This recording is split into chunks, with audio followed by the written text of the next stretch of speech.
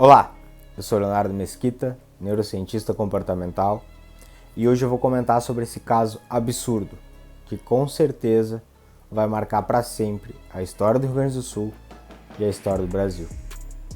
No dia 1º de agosto de 2015, um jovem de 17 anos foi brutalmente assassinado na saída de uma festa. Vou deixar o vídeo para vocês aqui. Quem quiser assistir todos os dias do Tribunal do Júri, vou deixar o link completo aqui na descrição. Fiz a questão de extrair os melhores momentos, na minha consideração, desses 3 dias de julgamento, onde eu mostro o promotor Amorim, brilhante, do Ministério Público, mostro o depoimento de algumas testemunhas e o depoimento dos réus, até o dia final da sentença. E no final desse vídeo, eu vou deixar algumas considerações como neurocientista e explicar também por que esse caso absurdo aconteceu, na minha avaliação. Então espero que vocês gostem desse vídeo. Fiz questão de não colocar muitas partes, porque eu não sei se esse vídeo vai chegar na família. Se esse vídeo chegar no Sr. Ronei, eu espero e desejo de verdade que um dia o senhor possa viver em paz, ao menos com a sentença e a condenação de todos. Então fiquem aí e quem puder, inscreva-se no canal.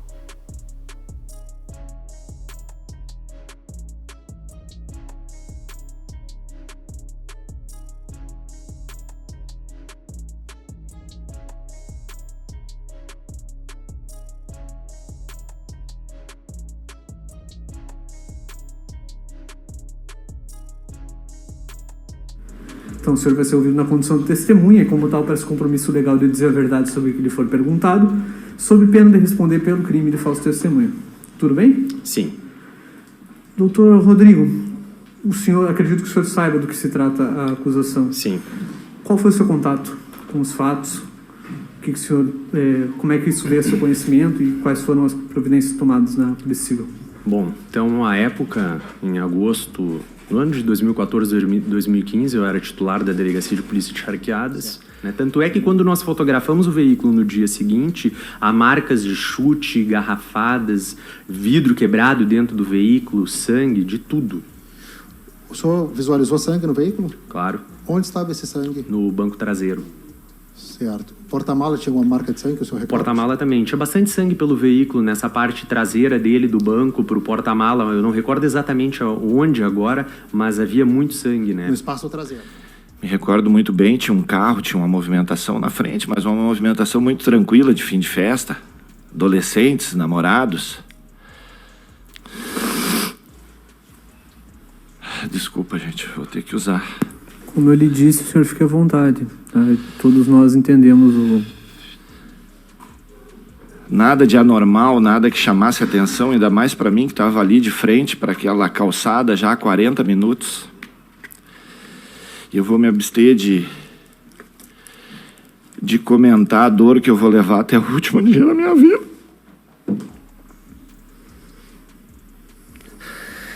Gente, desculpa.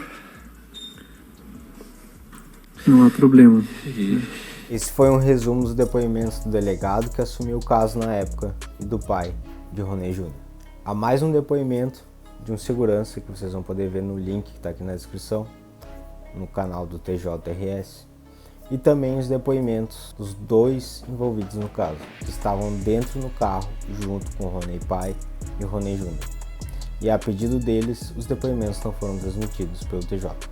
Agora vocês vão poder acompanhar um resumo dos depoimentos dos 3 réus que foram julgados nessa última semana. Reparem que um deles se contradiz quando ele diz que deu um chute e não uma voadora no Ronei pai. E o brilhante promotor Amorim faz o réu se contradizer ao vivo. Prestem atenção. Senhor Leonardo, seu nome completo, por favor. Leonardo Macedo Cunha. Está acusado criminalmente por algum outro feito que não seja este daqui? Não. O Jonathan, enquanto ele vai em direção ao Jonathan, eu dei um chute nele e caí no chão, atravessei por trás do carro dele, foi onde eu tentei tirar o meu irmão não quis vir. E aí é que esse negócio não ficou claro, o juiz tentou esclarecer. Todos nós sabemos o que é uma voadora ou uma voadeira. É alguém dar um salto com os 2 pés nas costas, no peito de uma outra pessoa. Botaram como uma voadora, mas no momento eu dei um chute. Só para concluir, dar um pontapé é diferente. O senhor deu um pontapé. Dei um chute nele. Aonde pegou? Eu não sei dizer pro senhor, eu sei que eu caí no chão. E aí o senhor corre por trás e o seu irmão é que está... Meu irmão que está abrindo a porta. Tá, eu vou lhe fazer mais poucas perguntas. Se eu lhe disser que todos aqui viram pessoas depondo e dizendo que se formou um grupo de 20, pelo menos 20 agressores.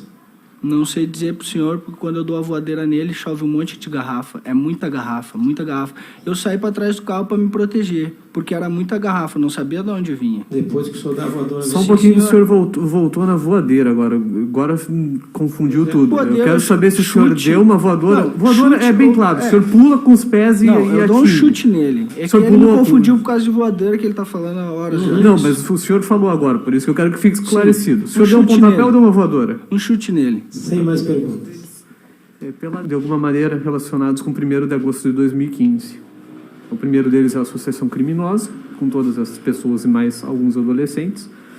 Segundo, o homicídio consumado da vítima Ronei Júnior. O terceiro, quarto e quinto fato são 3 tentativas de homicídio contra Richard, Franciele e Ronei Pai. E o sexto fato, corrupção de menores, porque teria praticado esses homicídios consumados e tentados na companhia de adolescentes. Esses fatos aqui são verdadeiros? Um é. Qual é o fato verdadeiro? Do homicídio. Homicídio consumado de Ronei Júnior? Desde a volta das 3 da manhã ali a gente estava. E aí veio uma menina e me disse que o Krigor, meu amigo, ele era de menor na época, que ele estava brigando na frente da festa. E quando eu atravessei a rua já estava a briga acontecendo. Só que, como o Leandro disse mais cedo, era um grupo muito grande de pessoas. E tinha umas 2 ou 3 brigas ocorrendo ao mesmo tempo. E alguém, eu nem sabia quem era o que estava brigando com ele. Daí me falaram que aquele rapaz que estava no carro estava com a pessoa que estava brigando com o Krigor. E eu vim com uma garrafa na mão e desferi 2 ou 3 garrafadas no rapaz. E aí... Quando o senhor atingiu o Ronei Júnior, foi ele que o senhor atingiu? Sim. Onde é que o senhor o golpeou? Na cabeça. Quantas vezes o senhor golpeou? Umas 2 ou 3 vezes, eu acho que foram 3. As garrafadas, elas fizeram com que a garrafa quebrasse? Sim. A garrafa quebrou e o senhor continuou golpeando, ou no momento que a garrafa quebrou o senhor parou? No momento eu não vi assim o momento que ela quebrou, sabe? Tu não sabe se golpeou com ela já quebrada, Sim. ou se ela estava inteira quando o senhor atingiu, Sim. é isso? Como é que estava? Tá, então vamos esclarecer. O senhor pretende falar? Sim. O senhor não responderá às perguntas do Ministério Público, Sim. é isso? Responderá de todas as defesas ou apenas da defesa da sua defesa? De todos. E dos jurados também? Eu não encostei em ninguém nesse... Quando deu essa briga, eu nem encostei em ninguém, não machuquei ninguém, não peguei garrafa na mão, não dei ninguém nisso aí. Tá. Então, dentro da festa... Isso. Daí acabou a festa, eu fui lá pro Bonato, ali onde tem umas escadarias ali. Daí ali eu fiquei sentado um pouco, quando eu acho que demorou uns 20 minutos, assim. Já desceu o senhor, o Ronei, ele desceu ali, eu vi que deu aquela muvuca, assim, né? Foi a hora que eu vi o Leonardo se levantando, daí eu me levantei dali. Tipo, Leonardo estava com o senhor lá? Não estava no mesmo lugar que eu, ele estava mais pra ponta da estrada, tipo assim, pelo lado da estrada, tipo assim, do motorista. Daí ali, quando eu cheguei ali, eu vi o Raí ali, eu vi ele ali. Daí eu cheguei ali, meio que puxei ele, né? Pra sair fora, não encostei em ninguém. Onde é que o Raí estava? O Raí estava na porta de trás do motorista. Como se fosse entrar no carro? É, tava na porta de trás, a porta aberta. Entrando no carro? É. Daí eu cheguei ali, meio que puxei ele. Daí nesse meio tempo que eu puxei ele, eu saí entre a Kombi ali e o carro. Eu entrei ali e eu vi o Jonathan vindo correndo dali. Daí foi o momento que eu vi o Leonardo no chão. Daí disso aí eu cheguei e saí pra baixo e já fui indo pra ir embora. E quando eu cheguei na frente do 99, que tem ali, tipo... Tem as escadarias do clube, o 99 um pouquinho mais pra baixo ali. Seguindo na direção da rótula? Isso, seguindo na direção da rótula. O carro já arrancou já. E nisso eu já fui indo pra ir embora já. Fui descendo e fui indo. O senhor estava com... O Leonardo estava próximo do senhor nas escadarias? Ele estava mais pra ponta, assim, como daqui, aí o senhor, assim, mais ou menos. Ele estava sentado também? Estava sentado, estava. Por que o senhor levantou quando ele levantou? Porque eu vi aquela muvuca toda, daí eu vi que ele se levantou, eu conheço ele também, né? Daí eu me levantei e fui, mas em nenhum momento eu fui pro lado da calçada, porque eu vi que tava uma muvuca mesmo, muita gente. Daí já ele fui, era tipo, seu amigo, Leonardo? Era meu amigo, conhecia ele. Ele morava na mesma rua que eu, na minha casa, tipo assim. Os senhores estavam juntos ali? Não, tinham parado juntos ou tava ocasionalmente? Eu vi ele durante a festa, mas não que nós fiquemos juntos. Eu saía, fazia a minha mão e ia embora e foi bom. Tá. Não ficava muito de... Daí foi isso aí que aconteceu. O senhor levantou. Nós acabamos de ver a contradição de um réu confesso e o réu Vinícius, que depois, durante os debates, é comprovado pelo Ministério Público que faz parte de uma facção e é mandante de outros crimes de dentro do Presídio Central. Agora nós vamos ver mais algumas provas e a parte dos debates do Ministério Público. Sempre respeitando ambas as partes, Defensoria Pública e Ministério Público, mas desta vez não coloquei a parte da Defensoria Pública. Vocês vão entender lá no final por quê. Não significa que não os respeito. Apenas fiz questão de colocar as partes mais importantes e considerando que a família pode assistir esse vídeo. Então, fiquem ligados e assistam até o final. Disse ainda que tinha mais tumultos no tumulto, porém não conseguiu reconhecer. Vamos ver a Franciele, o Ariel, vamos lá, o Ariel. Viu que o acusado Vinícius Adonai Carvalho da Silva e o menor Raí estavam na briga. Gente, assim, a gente vai passar muito tempo, tem mais aí uns 3 ou 4, então eu não quero tomar mais tempo de vocês. Eu vou passar um último trechinho de vídeo, que é o próprio Vinícius, falando da participação dele. Quando a técnica liberar, por gentileza, o áudio. Nada a ver com isso. Quem está envolvido nisso aí é quem vocês sabem quem é nós. Não tem que mentir, foi o que aconteceu, não tem o que falar. Bom, pode deixar. Quem está envolvido nisso aí é nós. Foi o que aconteceu, não tem o que falar. Vamos, não precisa, Cunha. Vamos para os jurados do depoimento dele na fase judicial, doutor. Não, envolvido é nós. Nós inclui ele. Nós inclui ele. O senhor me desculpe, nós inclui ele. 26 e 57, por favor, Cunha, desse mês. Depois só vai ter o tempo, então, se quiser. 26 e 57, por favor. Vocês estão negando o óbvio, todo mundo escutou. Ah, doutor, eles vão ter o tempo deles falar. Pelo amor de Deus. Vocês podem passar, Está registrado aqui, doutor, está registrado. Tá dentro? O 2657, pode botar ali, por favor. Eu vou circunstanciar até para que a defesa não reclame. Tem um advogado que pergunta para ele, não sei se a pergunta vai estar incluída aí, se tinha mais gente, ou se na verdade, pergunta, acho, sobre o Matheus, que é um outro réu.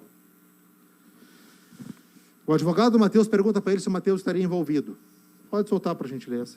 Isso característico que o Matheus estaria na parada de ônibus.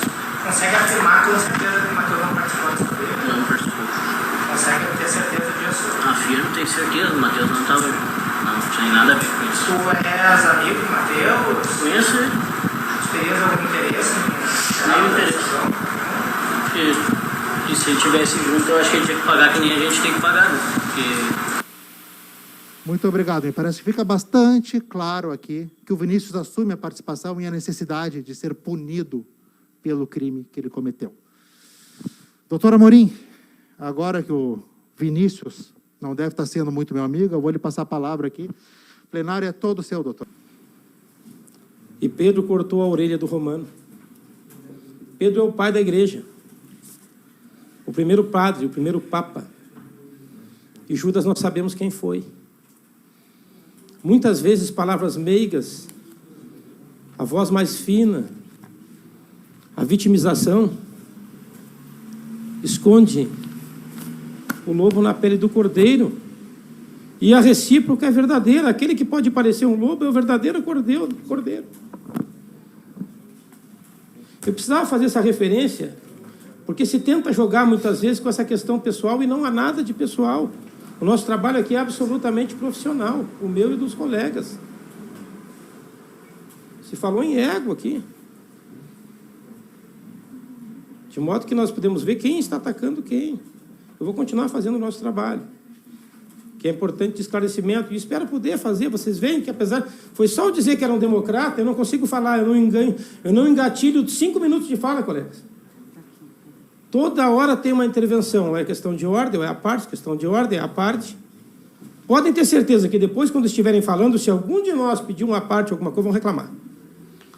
Vão querer falar sozinhos. Mas nós vamos lembrar disso.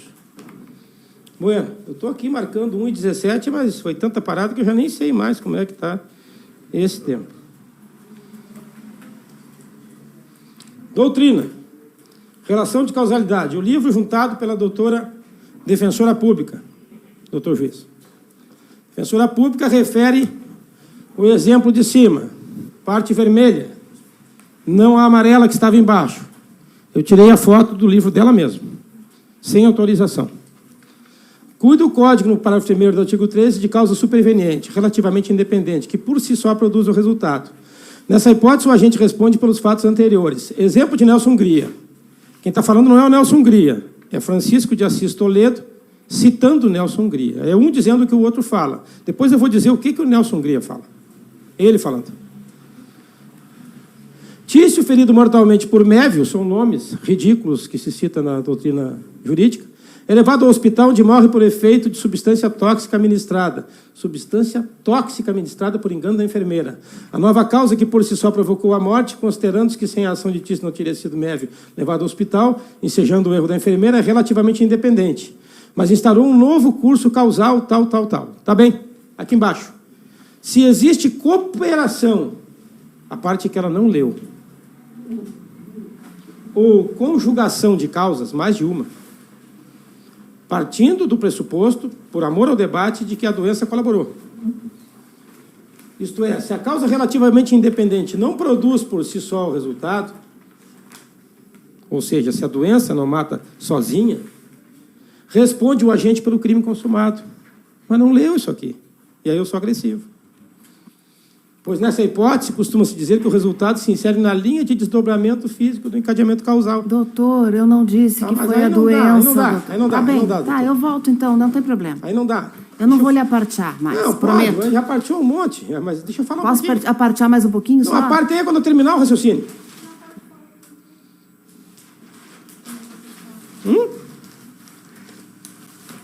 Vamos continuar, doutora Marinho. É só porque o senhor está ali falando sobre aquele pedaço do livro que o senhor fez a cópia do meu livro. Não tem problema. A linha de desdobramento Vamos causal. enfrentar ele. Pode ser? Posso? Não, doutora, é uma parte? Não, se não é consentido, eu não vou pedir uma parte legal. Deixa o doutor falar, depois eu falo. É consentido ou não, doutora Marinho? Se o senhor disser que não, seguinte. É consentido, doutora. Tá, então, doutora Tatiana, por favor, pode passar. Eu nem terminei de ler a frase. Não, o senhor leu todo o parágrafo amarelinho ali, né? Não li todo, aí tá, a senhora não está atento. Ah, então tá, então eu vou deixar o senhor eu vim terminar. até o causal, ó. Tá bem? Assim, no último exemplo, aquele que a senhora tinha falado, se Mévio levado ao hospital venha morrer por deficiência de atendimento médico ou infecção hospitalar, o curso causal anterior continua atuando e não foge da previsibilidade do agente. Pronto. Passa o outro enquanto ela parteia. Eu não disse que ele tinha morrido da doença. Pode apartear, doutora, porque a senhora já era isso? Bom, tá, então voltamos. Tempo, doutor. Vamos lá.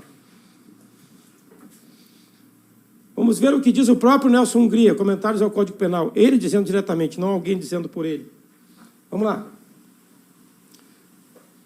Tanto faz que a morte tenha resultado da concorrência, por exemplo, do estado hemofílico. Hemofílico. Ou diabético do ofendido. Quanto da fragilidade congênita do osso frontal, a fragilidade de nascença, atingido pelo golpe, ou de um processo infeccioso consequente à lesão recebida e mal cuidada. Não importa. Está dizendo o que eu disse, o que importa é a garrafada lá atrás. Segue, querido. Em face do artigo 11, hoje mudou para o artigo 13, mas a disposição é a mesma, do Código vigente, é sempre integral e solidariamente responsável pelo resultado concreto, do ponto de vista lógico causal, saúde, a ação ou omissão sem a qual o resultado não teria ocorrido. A ação ou omissão sem a qual o resultado não teria ocorrido. As garrafadas. tirem as garrafadas, o resultado não ocorreria. É o próprio Nelson Hungria que está dizendo, não é ninguém dizendo por ele. Que se o camarada foi agredido, não importa a sua condição fisiológica, não importa se é doente, não importa se foi mal atendido. Nós temos que responsabilizar quem deu a garrafada que estabeleceu esse processo causal. Sem a garrafada, nada teria acontecido. Para falar em linguagem clara e popular, o que está dito aqui na doutrina. Vamos ao Fragoso. Heleno Cláudio Fragoso. Alguns exemplos servirão para esclarecer essas ideias. Se Tício, pretendendo matar seu inimigo Mévio, provoca-lhe lesão corporal no pé,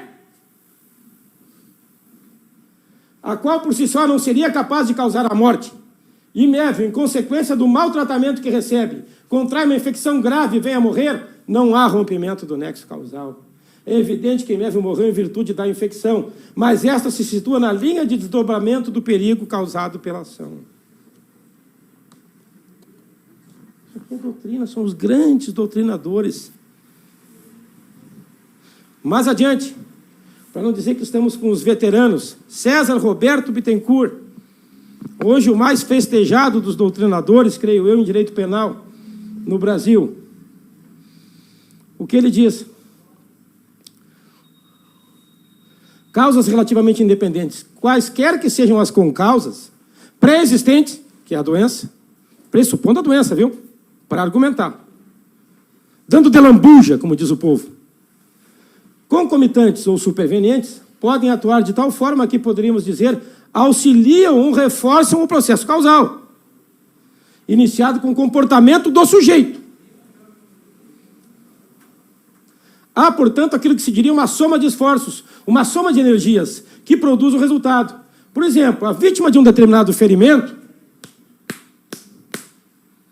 que pela sua natureza ou por sua localização não é um ferimento mortal, e aqui é, porque é uma zona nobre, é portadora de hemofilia, que no caso é uma condição pré-existente, pois existia antes da conduta do sujeito, podendo haver hemorragia em consequência de hemorragia.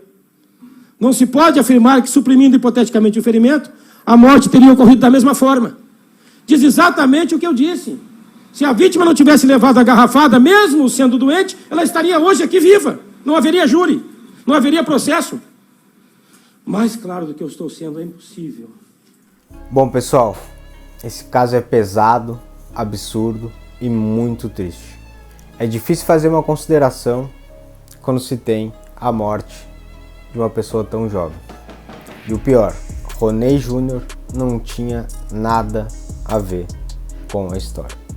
A união de mais de 20 jovens para agredir um outro porque ele fazia parte de outra cidade, de São Jerônimo, que fica próximo a Charqueadas. É um absurdo. Este foi o motivo. Roney Júnior, infelizmente, estava na hora errada, no lugar errado. A Defensoria Pública tentou, a todo momento, colocar a culpa também no pai, no hospital, na enfermeira, dizendo que o jovem Roney tinha um problema congênito e por isso não conseguiram estancar o sangue e dar o tratamento adequado para o jovem Roney, que é um absurdo. Quero parabenizar e agradecer ao Ministério Público pelo trabalho realizado e pelo júri que sentenciou os jovens a mais de 35 anos de cadeia. E, na minha opinião, tudo isso aconteceu por dois motivos. E essa é uma das coisas que falo no Poderoso Marketing. A neurociência pode explicar. As pessoas foram feitas para andar em bando, assim desde os primatas. E quando as pessoas bebem, elas voltam muitas vezes a ser neandertais. A amígdala cerebral não funciona mais. Então vocês imaginem um grupo de jovens bêbados na saída de uma festa com a desculpa de defender o seu território, que era Charqueadas. O nosso mundo ainda vai levar muitos e muitos anos para evoluir da maneira como deve evoluir. Eu lamento por tudo que aconteceu e nem posso imaginar a dor desse pai e dessa mãe. Foi comprovado nos debates também que Roney Júnior era um jovem brilhante, estava sempre em casa, junto de sua família. Essa noite que ele foi assassinado era a festa para arrecadar dinheiro para sua formatura, pois Roney Júnior estava se formando. Teve sua vida ceifada sem motivo e sem razão. Então, quero dizer para todos vocês, muito cuidado ao sair e beber. Cuidado com quem vocês andam. Porque tudo aconteceu também quando Roney Júnior pediu para o seu pai dar carona a um casal de amigos. E esse grupo de jovens foi para pegar o jovem que estava junto, o namorado da menina. Roney Júnior e Roney pai não tinham nada a ver com essa história. Isso também deixa o caso mais absurdo ainda. Pessoal, muito obrigado a quem assistiu até o final. Quem quiser assistir o júri completo, o link está aqui na descrição. E muito obrigado. Valeu!